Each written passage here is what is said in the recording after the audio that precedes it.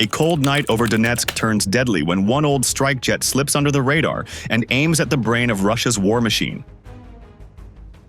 Ukraine sends a Su-24M on a low, fast run with 2 heavy Storm Shadow missiles, and the mission reads like a dare. Reach deep industry zones that look safe, then break the chain of command without warning. The targets sit behind concrete and steel, where senior officers manage artillery, air cover, and fuel lines. So one clean hit can slow a whole front. Signals spike on key channels, drones watch doors and convoys, and a brief gap opens in the air defense picture. That is all the time the crew needs. In modern war, the side that compresses detection, decision, and strike controls the pace, and tonight that race comes down to seconds. Stay with Military Force. Subscribe, like, and turn on notifications if you follow weapons, tactics, and the politics behind them, because this story is not about one explosion. It is about how a focused strike can bend an offensive before it starts. These 2 command centers at the Topaz plant and the Donetsk metallurgical plant are the key C2 nodes for this front, because they link sensors, guns, and supply in one loop. Senior officers from the 41st Army and the 20th Motor Rifle Division meet there. They fuse drone feeds with radio traffic, and they assign fires to batteries that wait on call. Orders flow through these rooms to air defense crews, artillery staffs, and convoy managers, so a clean hit here slows everything down at once. This is why the targets mattered to Ukraine, since breaking the brain can freeze the arms. The next question is how those hubs were built and why special warheads were needed to crack them. Both facilities sit inside heavy industry zones, and that location protects by shape and by clutter. Concrete halls, steel frames, and deep basements absorb shock, while noise from machines hides movement and masks heat. The Topaz plant offers internal shafts and cable runs that act like hard tunnels, and the metallurgical complex adds thick floors that resist blast. Command posts use layered power and multiple circuits for radios, so one cable cut will not kill the net. Because of that, the strike package needed a penetrating design, and Storm Shadow carries the Broach tandem system to do that job. The first charge pierces reinforced concrete and opens a channel, and the main charge follows through to explode inside the core. This is how a strike turns structure into a trap, and how a bunker becomes a box for pressure. Since the aim was paralysis rather than rubble, the right warhead mattered as much as the flight path. These headquarters do more than pass messages because they run the sensor-to-shooter chain on a tight clock.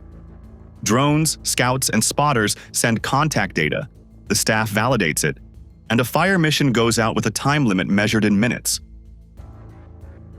When that rhythm holds, artillery lands fast and accurate, and when that rhythm breaks, shots arrive late and wide.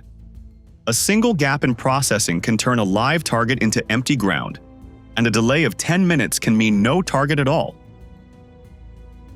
Fuel plans and rearm cycles also depend on that timing, since convoys move under cover of known windows and batteries reload between scheduled bursts.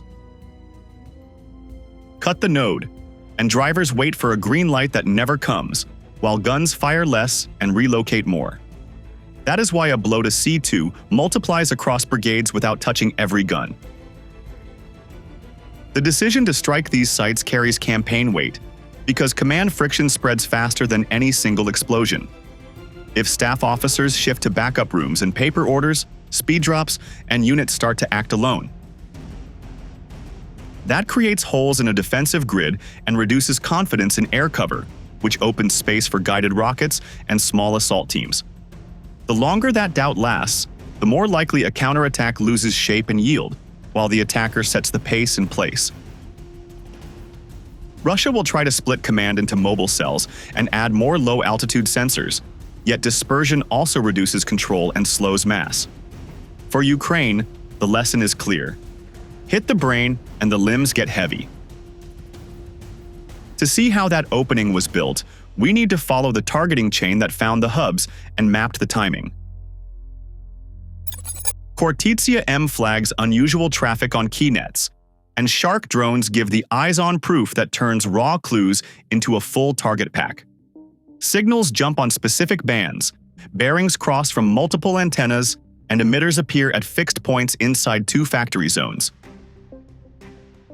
Analysts map time, strength, and call habits, then compare them with duty rosters and shift lights seen from space.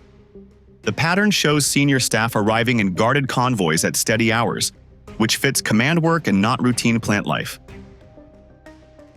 That is how the picture starts to form, because a signal without a scene is only half a story. SIGINT does the first cut, yet geolocation must be tight, so intercept vans and remote masts triangulate until the fix is narrow.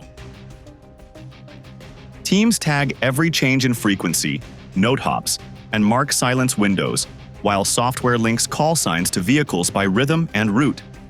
When a cluster stays active through the night and matches secure modes, the weight of proof grows. It is careful work done minute by minute, since one lazy assumption can bend the map. With bearings stacked and errors trimmed, the team knows where to look, and that cues the drones to climb. Shark flies high to stay safe, but the optics reach far so the crew can read tail numbers, badges, and guard posture. The camera tracks who goes in, who comes out, and how long they stay. Then a gate count turns into a trace of function. If couriers arrive on a drumbeat and jammers park near doors, the role inside is more than production.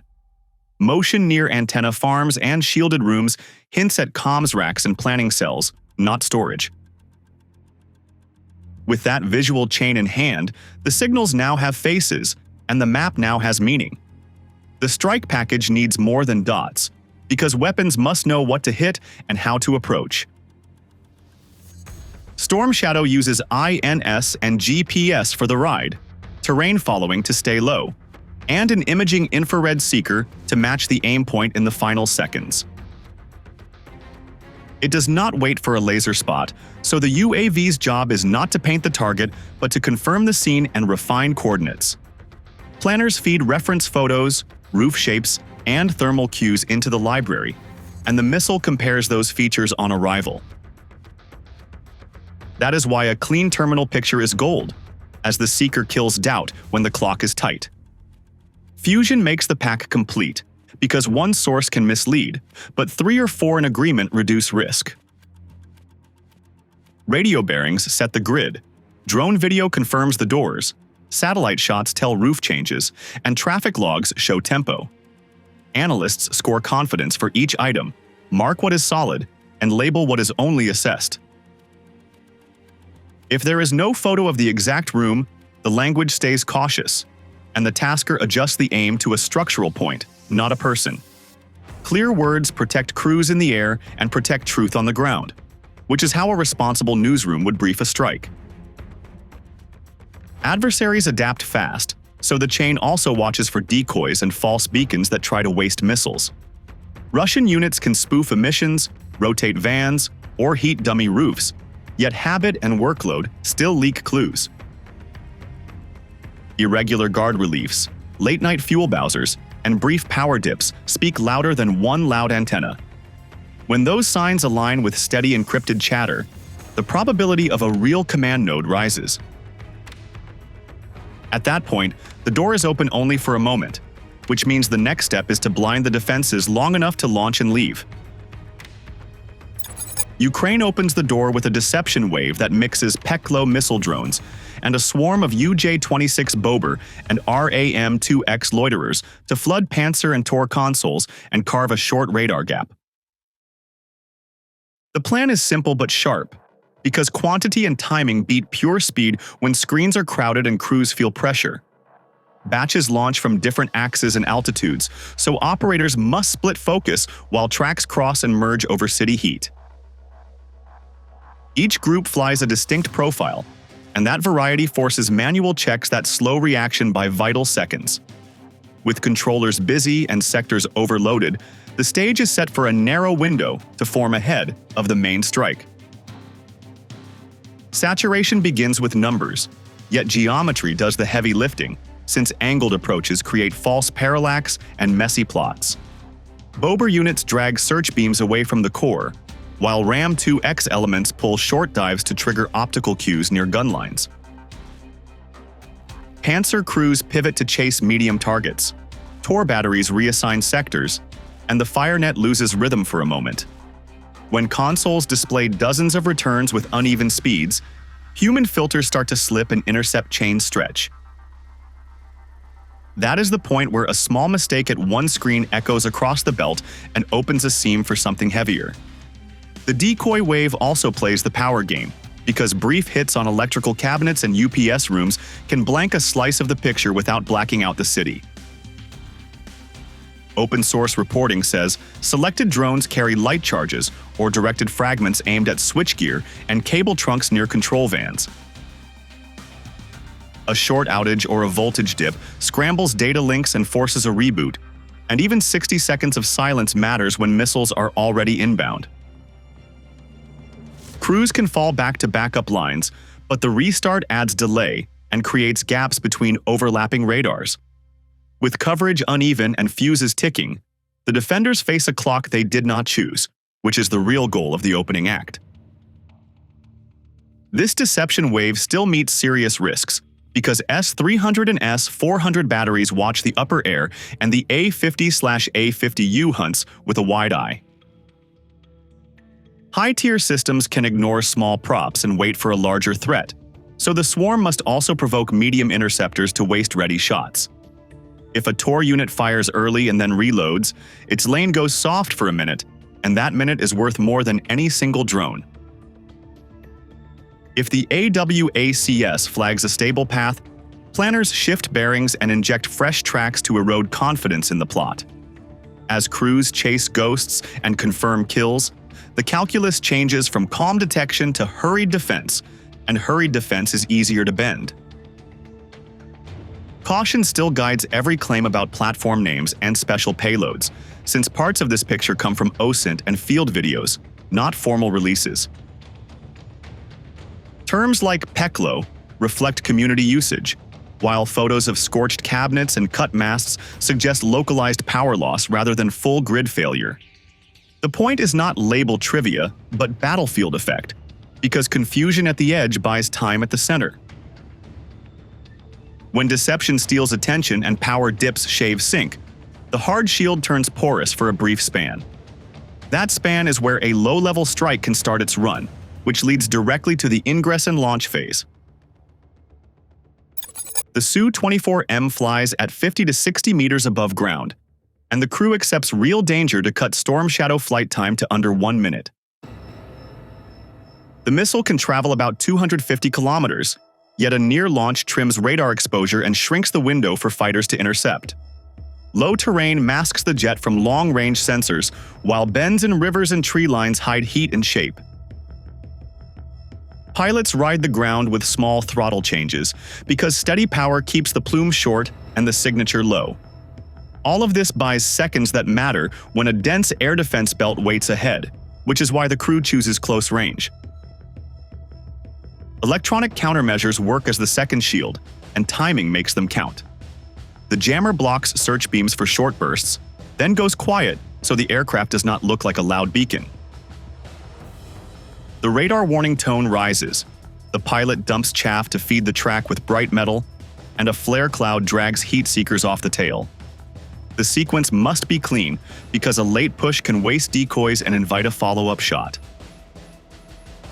Survival rests on that rhythm, since an S-400 battery with 48 N-6E missiles will punish any sloppy move, and that threat shapes every choice. A narrow launch window opens when the deception wave strains local defenses, and the crew aims to be inside that seam. They pull to a stable wings-level line, check the bearing to the aim point, and confirm that GPS and inertial navigation agree. At this height, even small bumps can upset the profile, so the navigator calls terrain steps while the pilot holds speed.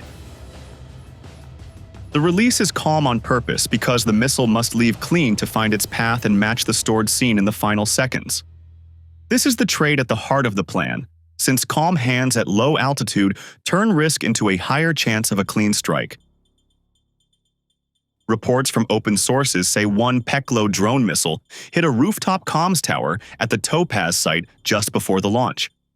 The blast appears to cut a main link and force staff into short confusion, and that kind of shock shifts attention away from a low approach. Video of scorched masts and dark panels suggests a brief power dip, and even a minute of reset is gold for a crew already in the funnel.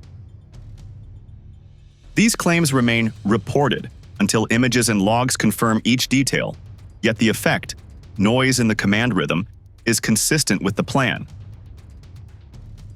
In that sense, the near launch rides a wave of disorder, which helps the jet slip in and out before the picture clears. Storm Shadow does the heavy lifting after release, while the jet turns hard to escape the envelope. The missile follows terrain using INS and GPS. Then an infrared image in the final phase checks the roof shape and heat pattern to lock on the right spot. The aircraft dives back into ground cover, cuts emissions, and throws the last decoys if the warning tone returns. If a 48N6E lights up, a sharp break and dense chaff can still pull the seeker off, but the goal is to be outside the lethal arc before the second shot.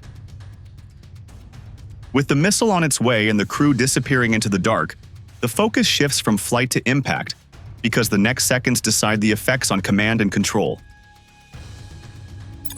2 Storm Shadow warheads hit home, one into the buried command post under the Topaz plant, and one into the 20th Motor Rifle Division node inside the metallurgical complex.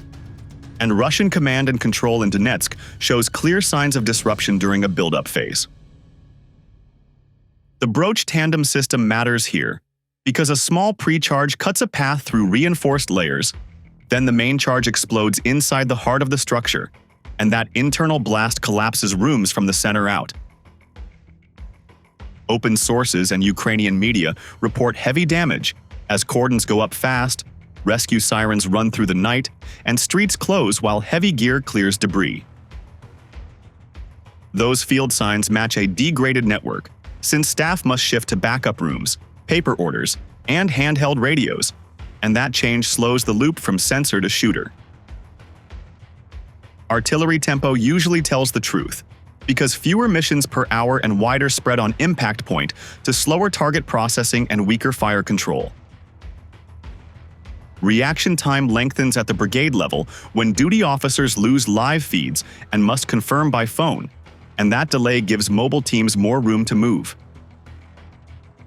Air defense posture also reveals stress, as A-50 patrols linger longer over safe corridors, S-300 and S-400 sites rotate coverage, and point defenses cluster around leadership sites instead of roads and ammo parks. These are classic symptoms of temporary paralysis, not total collapse, yet even short gaps can bend a counterattack off schedule and drain momentum. If these indicators persist across several cycles, the initiative shifts to the attacker, which sets up the closing lessons and the likely moves each side will take to regain control. The core lesson is simple and hard. Hit command and control, and the tempo breaks faster than when chasing scattered targets.